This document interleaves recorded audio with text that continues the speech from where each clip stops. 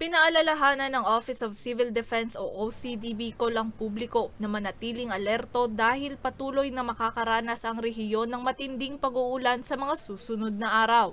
Ayon kay OCD Bicol Director Claudio Yuko, bagamat malayo sa Kabikolan ang bagyong Emong, kailangan pa rin ng iba yung pag-iingat dahil magdadala pa rin ng malalakas na pag-ulan ang southwest monsoon o habagat sa rehiyon na maaaring magdulot ng pagbaha at pagguho ng lupa. I would like to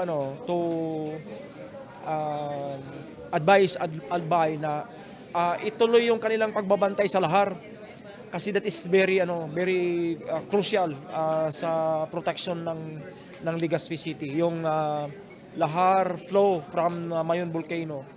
Dagdag pa niya, patuloy din ang kanilang pakikipag-ugnayan sa Provincial Disaster Risk Reduction and Management Offices at response agencies upang mas mamonitor ang sitwasyon sa iba't ibang lugar, lalo na sa mga high-risk areas. Our preparations ready.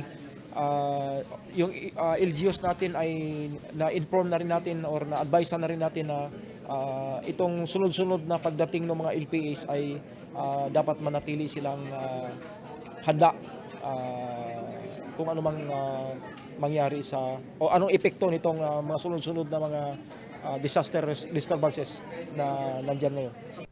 Samantala, batay sa datos ng ahensya, alauna ngayong hapon, umabot na sa 72,943 na pamilya sa rehiyon ang naapektuhan ng habagat na sinabayan pa ng bagyong Krising, Dante at Emong. Para sa mga balitang Tatak Bicol, May Insinares.